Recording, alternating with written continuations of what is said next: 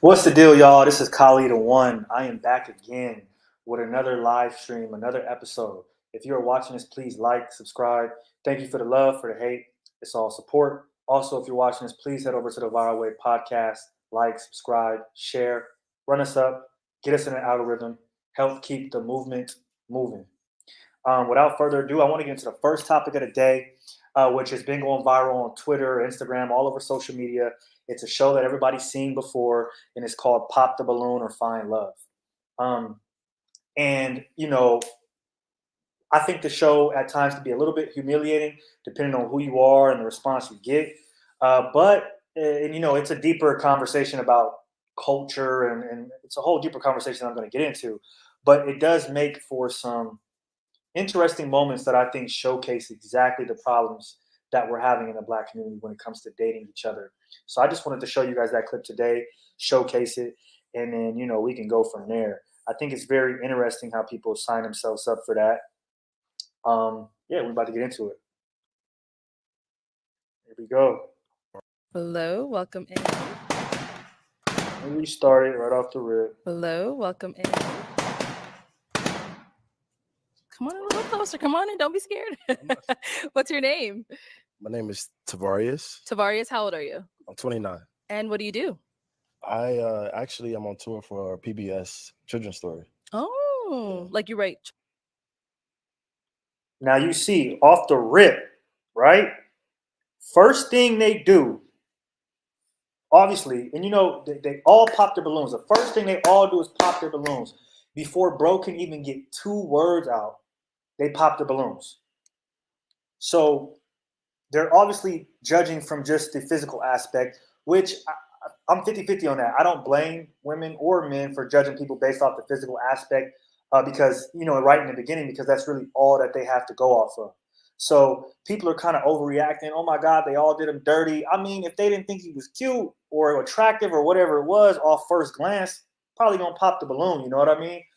So I understand it to a certain degree, but then I also don't, because it's like, in my opinion, the reason why they popped the balloon is because he doesn't have the status or the status quo look of what maybe they might like up there. You know what I mean? And so they did pop. But this is a problem that I'm saying. It was in the Black community. We judge too much off of face value, and we don't get to know people. So we'll say, well, dude is fine, or she's fine. She got tattoos, a fat ass, titties, whatever. Or he's 6 feet, chocolate, whatever the case is, and we go based off of that instead of going based off of, okay, what's your relationship like with your family? Do you value God? Do you value fitness? How do you deal with conflict? All of these things that we really should be judging, we skip past based off of looks. And a lot of people in our community will endure anything because of looks. And they think that they got them a baddie or they got them a catch because they're pretty or they're a handsome man. And it's like, that is only a percentage of the pie. You know what I mean? How this person is on the inside is really what you should be going for. Children's books or I have an animation company that I started when I was 21 years old. Nice. And then it's basically about my childhood and teaching young Black boys that Black dads do care. Wow, I love that. Oh, okay. Now, what are some Stuck things you on like to do for stupid. fun? So I have a Airbnb that's kind of. And you see how quick everything changes once he says, I had a business at 21. I work for PBS. I'm doing a children's story or whatever it is. And we're on tour right now showing, people how important things are to Black dads and Black kids. Now the whole vibe changes. And in my opinion, it doesn't even change because of what he does. It changes because he said he has a business and he's on tour, in my opinion. These motherfuckers in here are shallow. And most of the people that go on this show are shallow. But it showcases greatly what goes on in our community. The only reason why some of them now are looking stuck on stupid is because he said he had a business and he's had one since 21 and he's torn. Not because of what he does. So I hope people understand that, because a lot of times women they don't give a fuck what you do. You could be the pool boy. As long as you got the look and you're going to give them that chase and that excitement that they want, they could give 2 fucks about what your accomplishments are. You know what I mean? Maybe for the short term. So you see that happen all the time. You see girls sometimes leave the nigga with everything for the nigga with nothing just because he was more exciting. So women operate off of that feeling, I feel like, more so than men. Kind of like in the lake. So Mhm. I'm a nature boy. So I love to climb trees in my time off. I love to draw. And I honestly just like peace. So I do a lot of peace and help for people who like need emotional regulation. Okay, Yeah. nice. Now, what are some things you look for in a woman? Um, I kind of take everybody for who they are. Okay. So if you are naturally more outgoing, I try to match that. If you're Mm. inside, I try to match that. So I'm kind of like I like to make my woman happy. And this is another thing. I'm gonna be honest. Women are like dogs where they can smell fear, right? They can smell insecurity. They can smell a lack of confidence on you as a man. And that statement right there to me is a lack of confidence. I don't take anybody as they are, especially in a relationship. And what I mean by that is we can be different and still connect, right? I don't have to 100% do everything you want to do, and you don't have to 100% do everything I want to do for us to be able to coincide. So to me, that's giving pushover vibes. That's giving, you know what I mean, a little bit of insecurity, a little bit of maybe fear of if I say what I want, maybe she won't, you know what I mean, compromise. Maybe that'll end us. Maybe that'll draw a drift, you know, make a drift. Whatever the case is, it sounds like that statement is rooted in some type of fear or insecurity, and that's possibly something that the women could have picked up on just based off of his aura when he walked in the door. Okay. Yeah. Now, what are some deal breakers? Deal breakers is if you don't have any passion, like Mm. if you don't know what you want to do in life, I kind of can't help you with that. You got to love yourself and figure that out for yourself. Okay. So one girl ends up keeping her balloon, and she's like, "Okay, after I heard everything, I'm gonna get my balloon back." And even that, bro, even that, like, if I walk in a room, and this is why this guy is trouble, and I'm saying he's a little bit insecure, because if I walk in a room, right, and I know that I've had a business since I was 21 years old, and I'm not just talking, I'm walking, so it's actually successful. I'm on tour. I'm collaborating with commercial companies, and I walk in that door, and I know that, and I know what value I bring, and everybody pops. Don't try to double back. Do not try to double back. And so, in my opinion, he shouldn't have done that. He shouldn't have said, "Okay, yeah, here I'm," because he gave one of the girls their balloon back. Like, yeah, take your balloon back. Like, you thirsty for this, bro. And this is the problem that I have with a lot of men is that a lot of men like him, for instance, who maybe aren't, they have a lot going for them, but maybe their outer appearance to some people or to some women isn't the best, right? And so what they'll do is all those women will pass them up and they'll still give them a second chance when they come back again. This is why you see a lot of people like the Russell Wilsons, if that's what we want to talk about. Men who were maybe nerds or again not the roughest, toughest, exciting guys who were passed up only to be sought after 10 to 15 years later. And then these same guys now are like, you know what, I'll take it.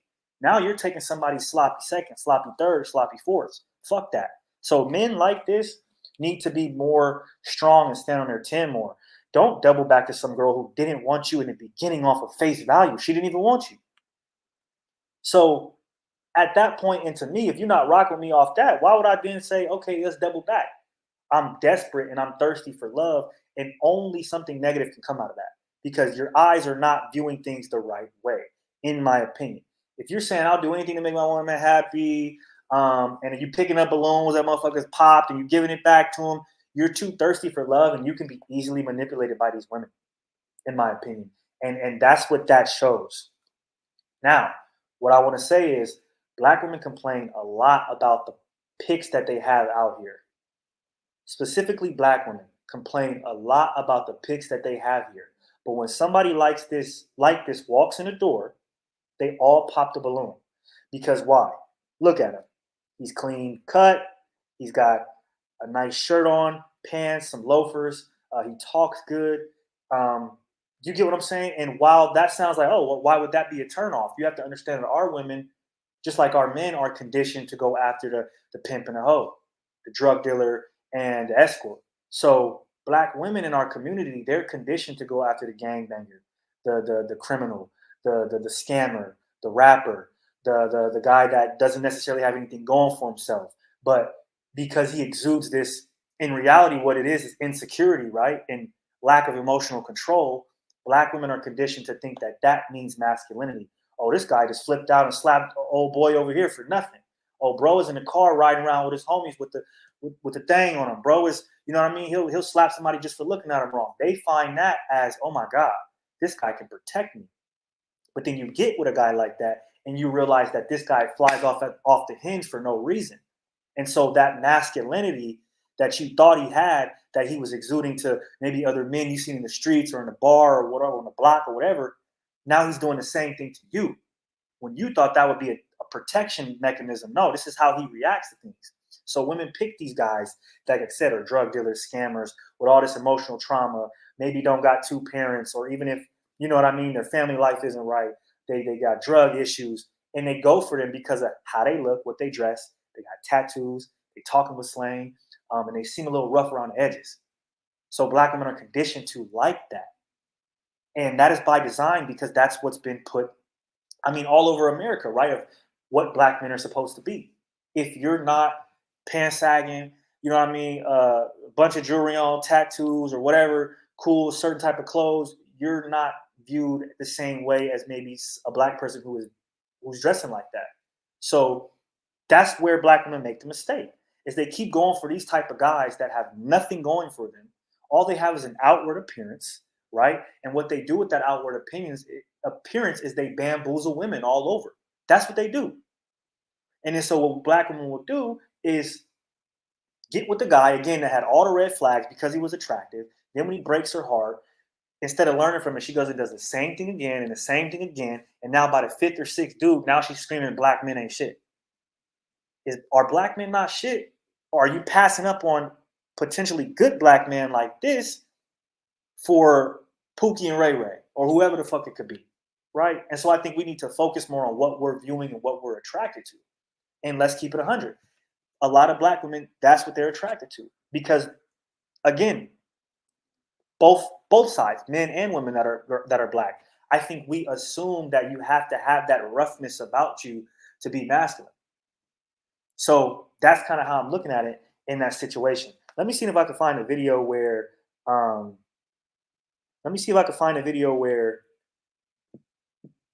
he takes her back type shit. What is it?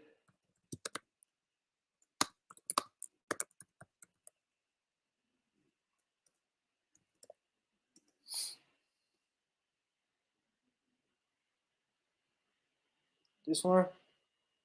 No, I'm gonna find it right here. Watch.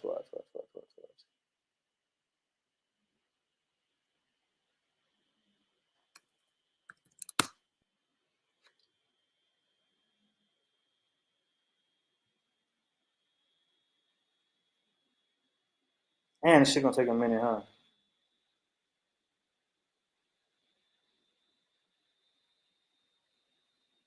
All right, look, we finna just turn it on, fuck it.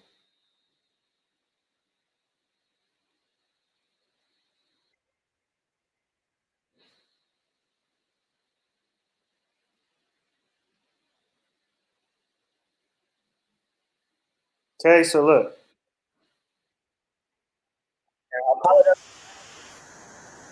Arletta Mooley, you gotta get a bread.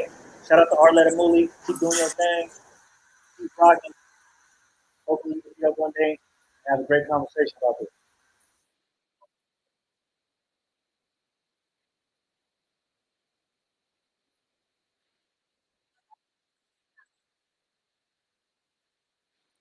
Oh, hold on. My bad, y'all. I'm over here presenting the wrong screen. Okay, here we go.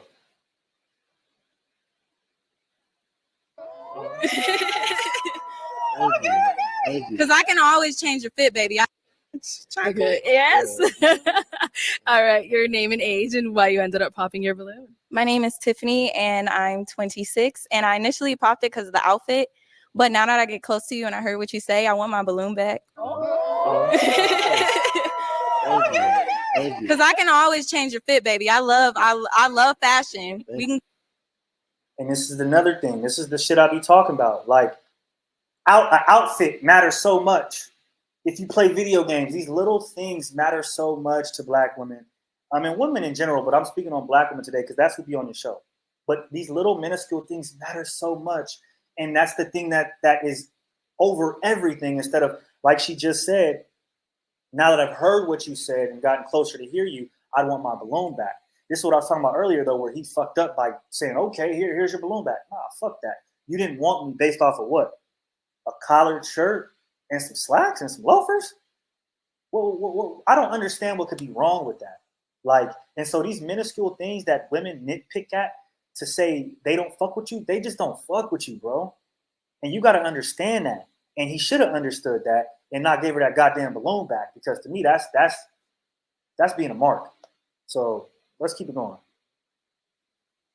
Go shopping. Thank you. And wait, another thing.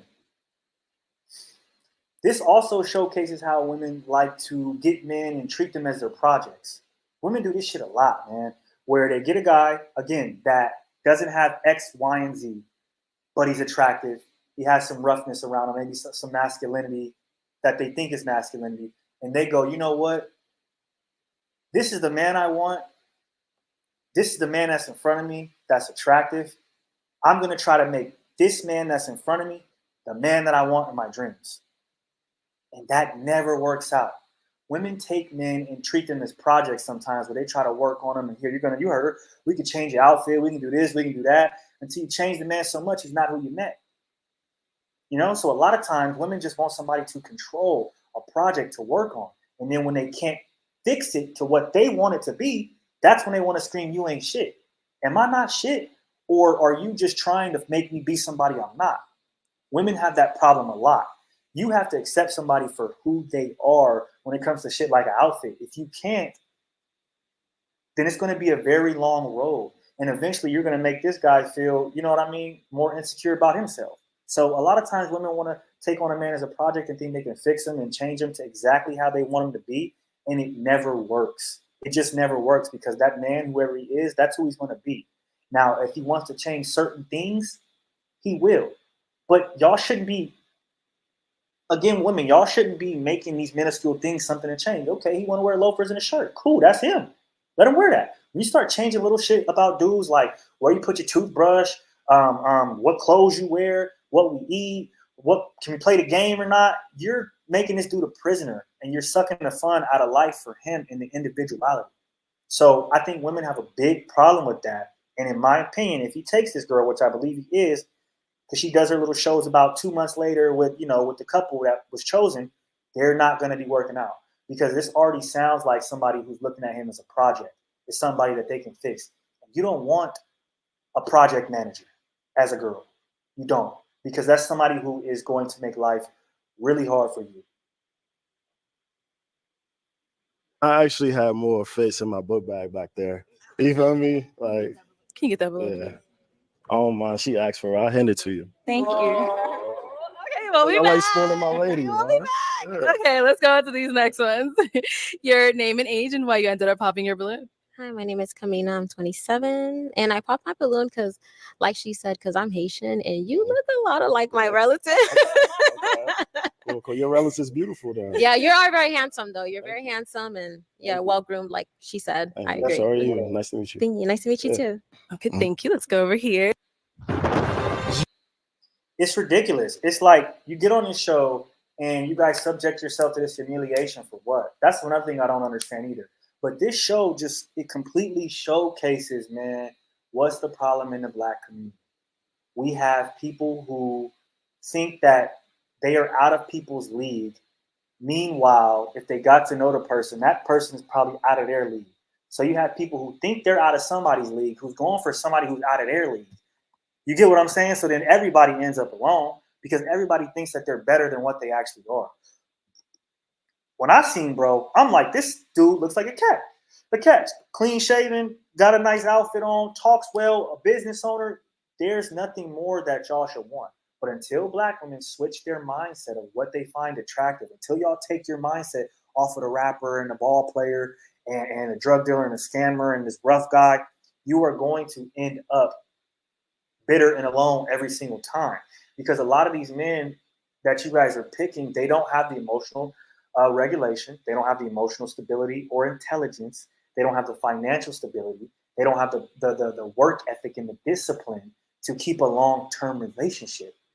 These are project babies, with all due respect, because we all come from the dirt, but these are niggas that, and remember, ghetto is a state of mind. So these is niggas who refuse to get out of the situations they're in. They have so much trauma packed onto them from the negative choices they've done to themselves and choices that maybe they weren't in control of as a child, right? But you have all that combined into one as this person, and that person is not going to be able to handle a long-term relationship, or it's going to take a lot of work. And when you know what I'm saying with women, where they want somebody who either is already a complete package or somebody they think they can work on. But with the guys that you're going after, again, the drug dealer, the scammer, the ball player, whatever, the rapper, the dude who, one, he's more than likely emotionally unavailable, not emotionally intelligent, lacks emotional control. So you're not even going to be able to penetrate him to get him to understand maybe some of the things he needs to compromise on. So you're already going to be talking to a brick wall on that. Then you take the lack of emotional control, and now you have somebody who could possibly outburst at you over anything, right? Somebody who can't take advice, somebody who can't listen, etc. Which both people, man and woman in a relationship, need to listen to each other and compromise for things to work. So when you're dealing with this drug dealer, scammer, whatever it is, they're going to lack all of these things. So when you come with, hey, babe, X, Y, and Z, that might turn into a big blowout argument instead of just a conversation, because this man doesn't know how to handle that. Egos feel hurt. A lot of street dudes have a very big ego, and that's why they react the way that they do to things. Let's just keep it 100. I've been around niggas. I know what's up. You step on a nigga's shoe, he trying to fight you. All for, I don't know what, to prove some sort of roughness or some toughness. But these are the kind of dudes that black girls go after. But when you go after that kind of guy, you have to remember that all of that trauma, all those things he's been through, the negative things he's done, etc., he's going to bring all that in his baggage. And then you, as project manager, like I said earlier, are going to try and fix all that. And you can't fix it.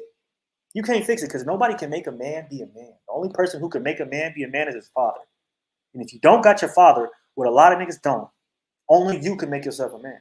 So when y'all are running into these men that have these certain occupations and looks and styles, expecting them to be men, this is where you go wrong, because a lot of these men are still boys. And they're having, even though on the outside, again, they look sure of themselves, they're rough around the edges, they got a nice little, street fit on, everything is cool. These men are deeply insecure, and they lack a lot of things to be a good man, a full man, and a partner. And black women find that out when it's already too late, when you're already in bed with them, when you're already sitting on your couch like Snoop Dogg was in Baby Boy, eating your cereal, telling your son, fuck your Ford. You get what I'm saying? It's already too late by him. But you chose this because of the attraction was so strong that you didn't even look at anything else. So I'm tired of black women complaining about, men not being shit, or black men not being shit, when dudes like this walk around, right? And you pass them up. You pop your balloon on them. So how can you expect for things to be better for you relationship-wise if you never choose better, right? And then we look at it. I'm going to take it a step further, right? I'm going to take it a step further with – hold on. Let me let this play real quick. Year after year, abrasive toothpaste can damage your teeth, while plaque can lead to bad breath. Your name and age. And I'm going to take it a step further and say this type of relationship ideology is why we have so many failed families as well, right? This is what this show showcases so good to me, man. It showcases the problem with the black community, a big problem of it, which is love and dating. To come on this show already, to come on Pop the Balloon already, means that you are desperate enough to possibly be humiliated in front of hundreds of thousands, if not millions of people. So you're already willing to take that chance. So in my opinion, you already lack some sort of self-worth, because you're going on a show to find love when you can just do that in real life, right? Like, I'm not risking getting humiliated by 100,000, a million people just for that. So that's already one thing to me. And then you hear some of the things these people say, some of the qualifications that they pop for: clothes, accent, how a nigga's fingernails maybe looked, or his belt was too tight, or his shirt was too short, or you know what I mean? he works here, not here, and all this other stuff. So it's like, this shows the problem within the Black community. Because again, what we choose and what we lay down with is ultimately what we create a family with. And so when you skip this guy and you go to Jerome Rome, and now your kid is 5 years old, daddy ain't around or he locked up, now you have to raise a boy into a man, which is a woman you'll never be able to do 100% correctly. It continues to go on and on and on. And I'm not blaming it on just the Black one, because the Black man as well, who gets, who gets chosen, is a certain type of man that's not carrying the legacy right. Let's keep it 100. Too many fatherless children out here to just blame the single Black mothers. Gotta blame the Black men that have created these babies as well. Let's keep it 100. So when you're dealing with these types of men as women, that's the result you're gonna get. More than likely down the line, a broken home. And it could be his fault, it could be your fault, or it could be nobody's fault. Because again, like I said, the things that drug dealer or scammer or whatever it is has been through, this might have just been inevitable because he hasn't done the work on himself yet, or you haven't done the work on yourself yet. So this is the problem, and this is what happens in this community. Instead of going for this guy right here, who more than likely he's good, and even if maybe he didn't come from the best background, he understands that he has to change, do better, and be better. And he's actively doing that every day. Look at him, he has his own business. So that's the type of person we need to lay down with as Black women. Y'all need to lay down with somebody who's intentional, somebody who has drive, discipline, right? Somebody who has emotional regulation, control, intelligence. Like, these are all the things you need to look for in a man. But again, we judge too much off face value. So this is how we end up. This is how we end up. You know? And I feel bad for bro because he went on the show and, you know, he got humiliated, even though I think at the end of it, a lot of people said, wow, them girls was tripping, right? But I always find that funny as well, too, because it's like, where y'all get these girls from? Like, this is the majority. This is what's out there. I don't know why y'all think every girl thinks that, you know, where y'all get these girls from? This is the majority of women. The majority of women are passing up on a guy in a suit and a tie, the guy with the desk job, the 9-to-5 guy, for the guy who's gonna, you know what I mean, have a little excitement in his life, right? And people don't understand the difference from chaos and structure. A lot of women confuse chaos with excitement and structure with being boring, and that's a big problem that we have in our community. A lot of Black men and women, they look at chaos as fun and structure as boring. And chaos can mean you drunk every night, you living in sin, you partying, you having toxic arguments, you sleeping with a bunch of random people. You know what I mean? That's chaos. And Black men and women, that's fun to them. But they find somebody who say, hey, I wake up at 5 in the morning, I hit the gym at 5:30, I'm home by 7, I clock in, I work, I'm doing my stretches, I eat healthy, I don't go to the club, maybe I read the Quran, maybe I read the Bible, I spend time with my family on the weekends, I like to hike, etc. All these different things, that's structure. That sounds boring to a lot of Black men and women because we didn't grow up around structure. So we like, what's that? Like, that you sound boring. Like, you don't want to do nothing. You don't want to go to the club. You don't want to go to the hookah lounge. You don't want to go to Turks and Caicos and every weekend and get drunk and party and spend $2, $3, $4, $5, $10,000. I can't be with you.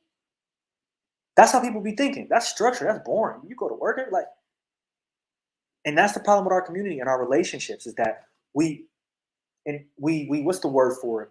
Subconsciously choose chaos because we look at it, chaos as more fun compared to structure. Structure is looked at as boring.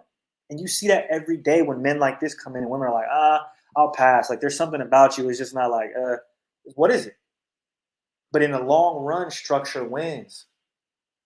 Structure wins. Killer Mike says something too. Pull that up.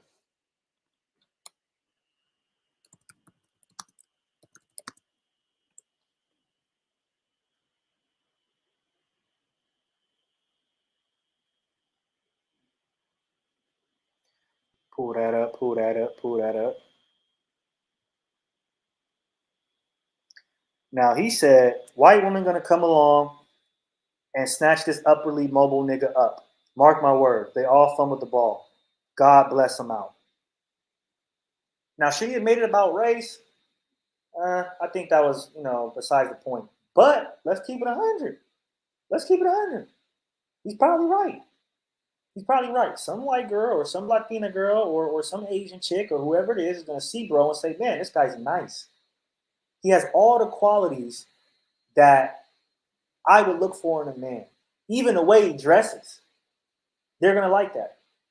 And they might choose bro because of that. Whereas in everything that the black women didn't want about him, the other races of women probably want about him. Because they're not out here caring if you're 6'5" with tattoos and got a Glock. They're not caring if you're in the streets. They're not caring if you know how to catch a fade and if you sold drugs and if what set you bang. And they don't care about none of that. A lot of women in other races want to see what can you do, what's your job, how do you deal with things, etc. So a lot of women from other races, if they were in, they probably would have picked him first. They would have immediately picked him. Because to them, that's a steal. And he's black. Y'all know that other races of women love black men. So you tell them you all of this and you black on top of that. That's a catch to a lot of other women. Whereas in black women is looking at it like, like I said, he's not chaos. He's more structured. That's boring. So this is the problem. And so Killer Mike has a point. I mean, they did fumble the ball. You know what I mean? If he wasn't such a mark or a simp dude, he wouldn't have, none of them would have walked out with him because he wouldn't have gave that balloon. And then on top of that, check this out. The girl that he went back with, she ended up having a kid. So she did all that popping, talking about you got a weak fit, blah, blah, blah, just to have a kid that's 2 years old and just got out of a relationship with her baby daddy. She's been single for 6 to 7 months. That's a red fucking flag. I ain't dating no girl that's fresh out of a relationship 6, 7 months with a 2-year-old. Y'all see what I'm saying? And did all of that, oh, I don't like your fit, whatever, pop. No, you're not attached. You got a fucking kid and just got out of a relationship. And you're trying to pop the balloon on somebody because of their outfit. It's blasphemous. But this is the shit we do.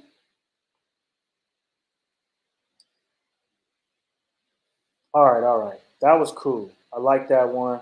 We're about to move on to the next topic. WNBA response to racism.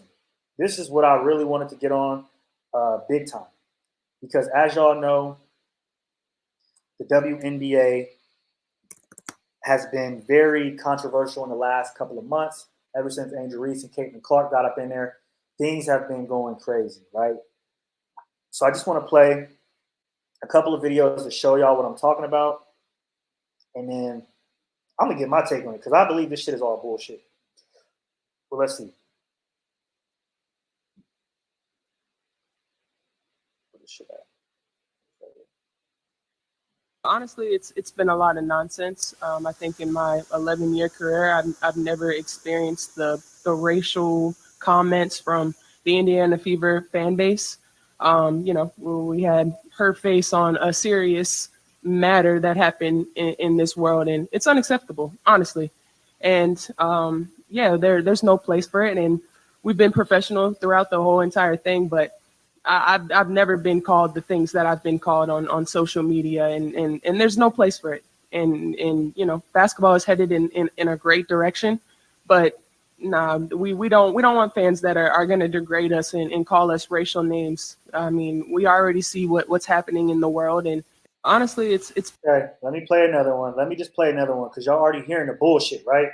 You're already hearing the bullshit. How do you feel about what has happened over the past year with the W since you first came in to where it is now? And obviously the game has grown and there's new fans, but how do you appreciate the new fans without all the noise that's coming with them? I appreciate the new fans that sit there and yell racial slurs at myself, my teammates, and the people that I play against, because those might be opponents, but those are friends too. They don't deserve that. So I don't appreciate the new fans. I think it's okay to do that. Okay. Listen, I'm so fucking tired of the WNBA and their pity parties that they are throwing. The WNBA, it's one of the worst fucking leagues. And it's for this reason alone. Too many fucking women are crying about shit that doesn't fucking matter. You women are up here crying because people are sending racial tweets Comments. This is on social media.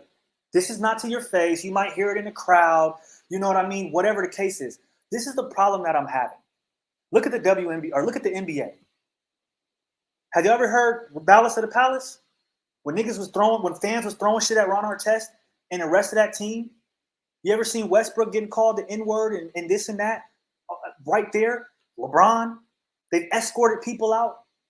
There's certain stadiums or arenas that people go to that they say, hey, you going to Boston tonight? You going to Denver tonight? You get what I'm saying? You going over here tonight? Yeah, it's going to be crazy. No, you feel what I'm saying? Prepare. Get ready. Get ready to get locked and loaded because it could be some racist shit going on tonight. So the problem that I'm having is that, like, with this newfound fan base and this newfound notoriety and fame that the WNBA is getting, they're doing everything to take this shit away from themselves. Like, you can't control what people say to you, bro, on social media. The fact y'all are even crying about this is some bitch ass shit. I'm gonna keep it 100. Like, and to a certain degree, y'all might not want to hear this and y'all might not agree, but y'all belong to them. Y'all belong to the WNBA. Them fans don't give a fuck if however you feel. They don't give a fuck how you feel. They don't give a fuck how Angel Reese feels. They don't give a fuck how Caitlin Clark feels. They don't give a fuck how Brittany Griner feels. They're there because they paid their money. They're going to heckle. They're going to do whatever the fuck they want. Y'all got to understand that. If nobody's in your face, it is what it is. Yeah, it could hurt. I'm sure it gets to you because I'm sure it gets to the NBA players as well. But the difference is niggas don't go around crying about this shit. This is y'all first year doing big numbers in a minute. And instead of celebrating what's going on good and keeping it pushing and going, y'all taking time out to address racist tweets. This shit only is happening because it's women. I'm going to keep it 100. I don't give a fuck how sexist I sound. Men would not be doing this shit. Point blank. Y'all wanted this fame. Y'all wanted this notoriety. Now you have to take the bad that comes with the good. When your sport or your show or whatever it is gets opened up to the hundreds of thousands and millions, yeah, there's going to be a few bad apples in there that make shit hard. Stop. This is my problem with the WNBA. These women are focusing on only the bad apples. They call out only the bad apples all fucking day long. Go hoop. Go fucking hoop. Why does what people saying on Twitter matter so much? That's never happened in the NBA like that. Ever. It's this soft, pussy-ass league. It's like, come on, man. Y'all want people to watch you and respect you, and y'all are making it about everything but basketball. Caitlin Clark and Angel Reese, y'all made that about everything but basketball. Y'all tried to sit up here and tell us that Caitlin Clark was worse, all because she's white. Meanwhile, when the Rookie of the Year came along, who won unanimously? Caitlin Clark. Because it don't matter. Skill is skill. But instead of focusing on skill, what did the WNBA do?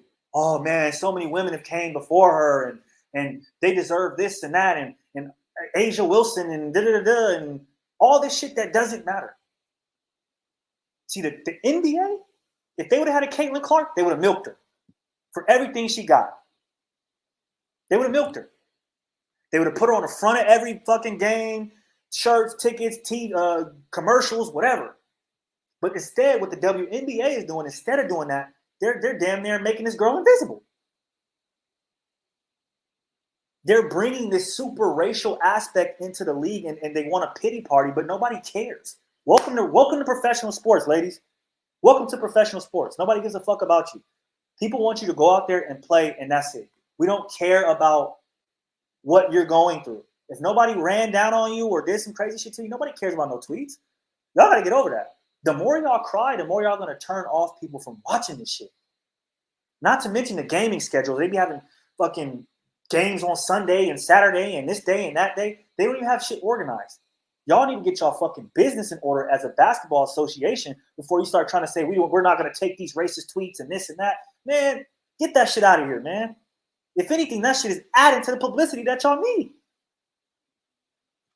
So that's how I'm looking at it. Like, y'all got to take the bad with the good. At what point are y'all going to do that? The WNBA is crazy to me for that reason. Like, y'all are at the prime time moment right now, and instead of moving forward and just keeping it pushing, y'all are taking time to spotlight racism, racist tweets. And you even seen the video. She's like, oh, well, you know, I've been getting racist tweets and I just can't handle, like, you can't handle that. You playing the WNBA, you can't handle some tweets? Come on, man. I don't care if I sound sexist. This is some shit dudes would never fucking do. Niggas would never be crying over no tweets. Some niggas would, but for the most part, come on, man. Like, y'all got to get it together. Y'all asked for this publicity. Y'all asked for this fame, and when y'all got it, y'all want to shy away from it. Y'all don't want it now because there's going to be people that say bad stuff and troll you and this and that. Yeah, welcome to professional sports, ladies. Welcome. And Angel Reese, I fuck with Angel Reese. I have nothing against Angel Reese, but Angel Reese let the WNBA get in her head. She let all those ladies get in her head and make her feel sorry for something that she wasn't even supposed to feel sorry for.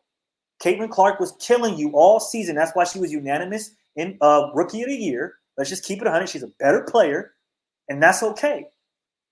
But the problem is the WNBA, with all their weird-ass rhetoric and all of this shit, put it in Angel Reese's head that shit was unfair. And I don't care what Angel Reese says. You could tell that's how she felt because she comes out in these times and has these cryptic tweets for no fucking reason. Meanwhile, Caitlin Clark, on the other hand, you never hear a peep. You never hear a peep from her. She go to the gym, she leave. She go to the game, she leave. That's it. And she's the most famous player in the WNBA right now. Minus all the other shit that all the other players are focusing on, this is the player that's standing out. And that's the only one not focusing on it, in my opinion. So people could take advice from Caitlin or take her as a good example. All this other shit is noise. Block it out. Play. That's what we want to see. Right now, the WNBA needs to play and play hard and play good games. Cut out all the crybaby shit because nobody wants to hear it, and it's going to turn a lot of men off from the league. Let's keep it 100. We don't want no pity parties. We don't want that. But back to Angel Reese. She let people in the WNBA and Twitter and all these things get in her head and make her feel like some shit was unfair. When in reality, you just weren't the better player. Let's just keep it 100. Caitlin Clark's numbers and statistics are historical. Yes, there's other players that have done it. We get that. But right now, that's your cash cow. That's the person that people are looking at. And she has to play to back it up. So, Angel Reese, you got to just sit down and wait your turn. That's all it is. And you're not going to get nothing just because you're black. So it's like, I don't know what to tell the WNBA. I don't know what to tell Angel Reese and everybody who's upset at Caitlin Clark. Like, I don't know what to tell people. She played her ass off. She stayed quiet, and she went to work and did what she had to do. And because of that, she came out as a unanimous Rookie of the Year over Angel Reese. Let's keep it 100. The racial undertones, while I think some of it is deliberate to make more publicity, y'all got to do better. The ladies got to do better. Stop whining about the shit and play, man. Play. Don't worry about it. Go out there and do what you love to do. Block out the haters. Block out the noise, man. Go out there and give us a show. Shut these motherfuckers up. And that's another thing people don't understand. It's like this is like 4th, 3rd grade knowledge, right? Like if somebody pick on you and you cry every time they pick on you, they're gonna keep picking on you until you fight back, or until you make it seem like it don't matter. When they're like, oh, I'm not affected no more, it gets boring. It gets tiring. But now they're not really gonna stop because you just put it, y'all, 4 or 5 of the top players coming out talking about we don't like racist tweets. It's Twitter, bro, or X. It's the land of the trolls, land of the racists. That's what it is. Nothing y'all can do about it. And yes, when there's a white player, things get racist. That's what it was with Larry Bird and Magic Johnson. You see Magic Johnson crying? Niggas going to get a chip. Like, it just is what it is. You know what I mean? And I'm not giving y'all sympathy because y'all are women. Y'all are professional athletes. You have to do better. Point blank. Clean that shit up. Shout out to Caitlin Clark, Rookie of the Year. Shout out to Angel Reese, great player. But WNBA, y'all got to do better. Tighten the fuck up.